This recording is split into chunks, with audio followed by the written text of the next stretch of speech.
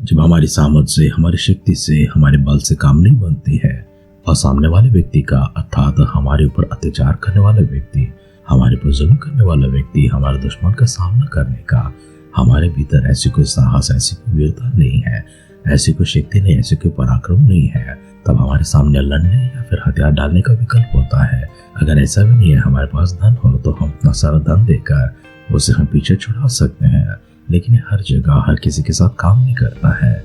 जहाँ का ये काम करता है वहाँ पर अच्छे विकल्प है, जहाँ पर ये काम नहीं करता है वहाँ पर एक बुरे विकल्प है। हमारी धन राजों के रंग में चल रही है, जहाँ पर हमने राजों को लड़ता हुआ, युद्ध करता हुआ देखा है और साथ ही साथ राजों को पीछे हटता हुआ भी देखा है।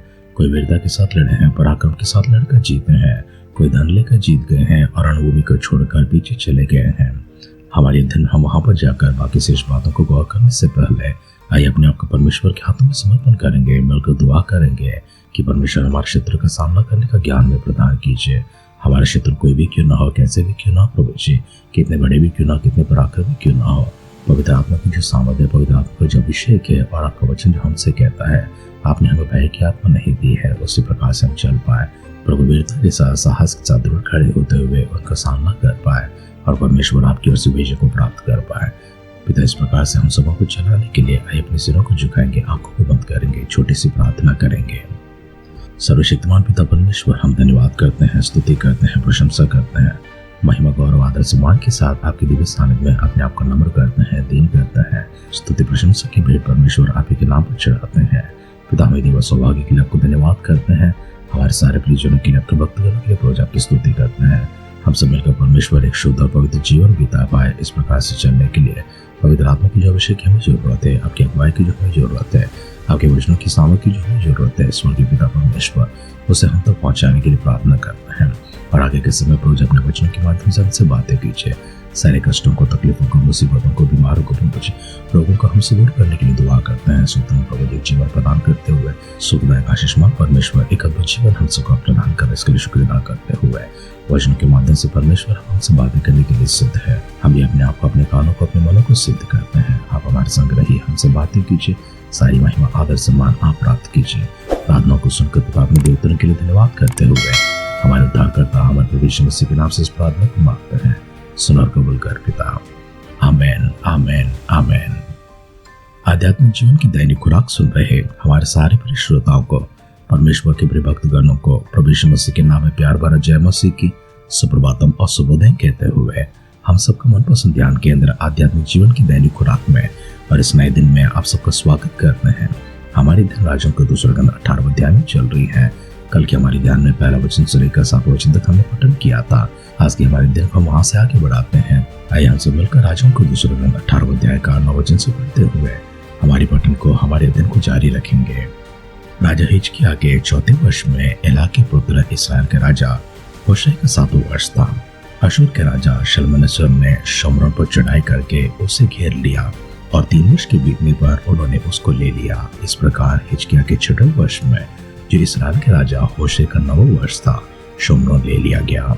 तब अशूर का राजा इस्राएल को बंधुआ करके अशूर में ले गया और हलह में और गोजान की नदी होबेर के पास और मादियों के नगरों में उसे बसा दिया। इसका कारण यह था कि उन्होंने अपने परमेश्वर यहोवा की बात न मानी, वरन उसकी वाचा को तोड़ा और जितनी आज्ञा यहोवा के दास मूसा ने दी थी उनको टाल दिया और न उनको सुना और न उनका अनुसार किया। हिजकिय्याह राजा के 14वें वर्ष में अशूर के राजा सनहरीब ने यहूदा के सब गढ़वाले नगरों पर चढ़ाई करके उनको ले लिया।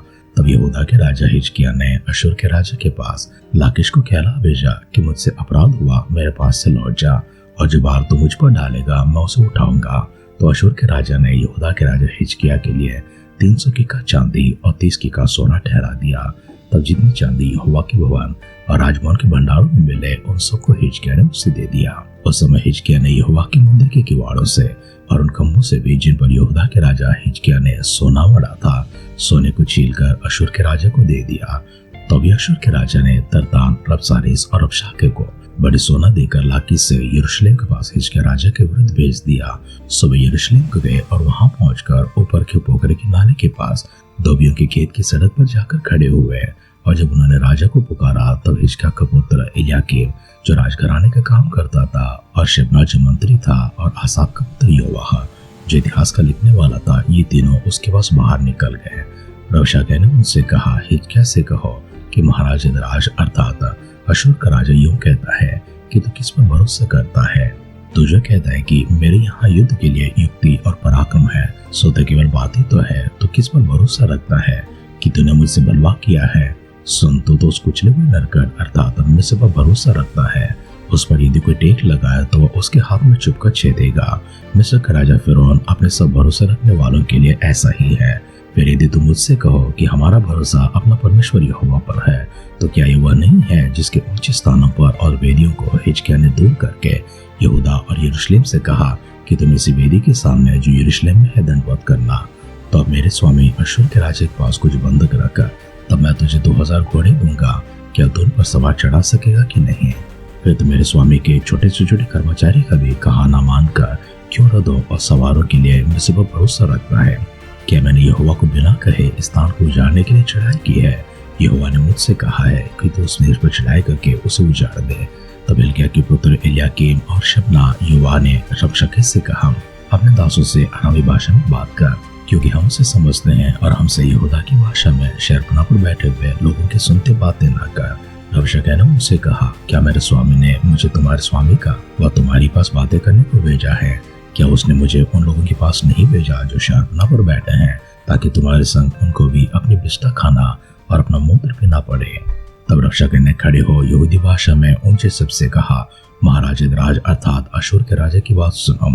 राजा यूं कहता है कि हिजकिय्याह तुमको बुलाने ना पाए, क्योंकि वह तुम्हें मेरे हाथ से बचा ना सकेगा, और वो तुमसे यह कहकर यहोवा पर भरोसा कराने ना पाए कि यहोवा निश्चय हमको बचाएगा और यह नगर अशूर के राजा के वश में ना पड़ेगा। हिजकिय्याह की मत सुनो। अशूर का राजा कहता है कि भेंट भेजकर मुझे प्रसन्न करो और मेरे पास निकल आओ, और प्रत्येक अपने अपनी दाखलता और अंजीर के वृक्ष फल खाता और अपने अपने कुंड का पानी पीता है। तब मैं आकर तुमको ऐसे देश में ले जाऊंगा जो तुम्हारे देश के समान अनाज और नए दाखमधु का देश, रोटी और दाखबरियों का देश, जलपाइयों और मधु का देश है। वहां तुम मरोगे नहीं, जीवित रहोगे।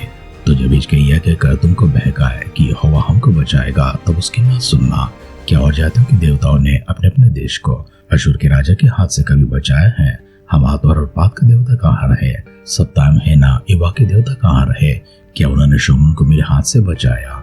देश देश के सब देवताओं में से ऐसा कौन है जिसने अपने देश को मेरे हाथ से बचाया है।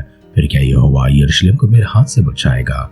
परंतु सब लोग चुप रहे और उसके उत्तर में एक बात भी ना कही, क्योंकि राजा की ऐसी आज्ञा थी कि उसको उत्तर ना देना।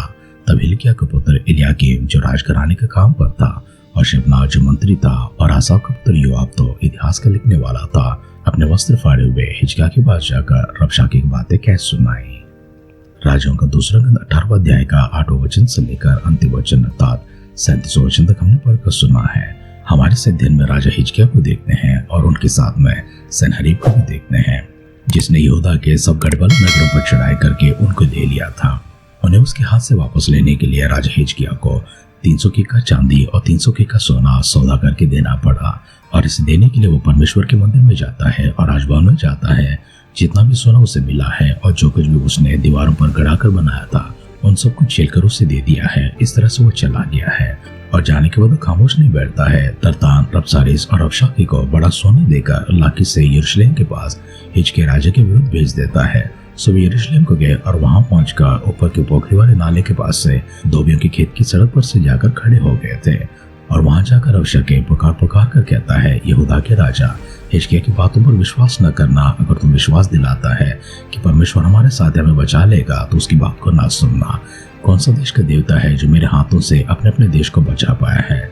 ऐसे देशों की नाम गिनाते हुए सबसे कहता है, तुम मेरे संग चलो तो मैं तुम्हें ऐसी जगहों पर लेकर जाऊंगा जहाँ पर अनाज है, आहार है, दाखमधु है, और तुम्हें वहां पर जीवन मिलेगा, मृत्यु नहीं मिलेगी।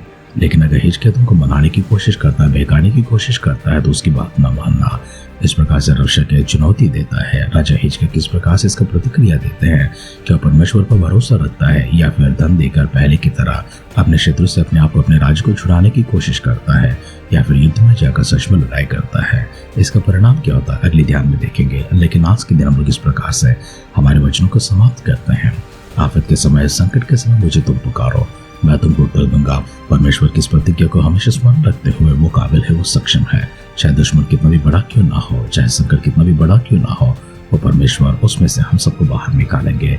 इसका भरोसा करते, इसका विश्वास करते हुए आइए अपने सिरों को झुकाएंगे, आंखों को बंद करेंगे, छोटी सी प्रार्थना करेंगे। सर्वशक्तिमान पिता परमेश्वर, आदर सम्मान के साथ में इन चुनौती भरी और चेतावनी भरी और हम सबको सचेत करने वाली, साहस और वीरता को दिखाने जैसा आपके ऊपर भरोसा रखने वाले शब्दों के लिए आपको शुक्र अदा करते हैं, आपकी महिमा करते हैं, आपके गौरव करते हैं। हमारे सारे परिजनों को भी अपने आप को भी आपकी नजरों में लेकर आते हैं।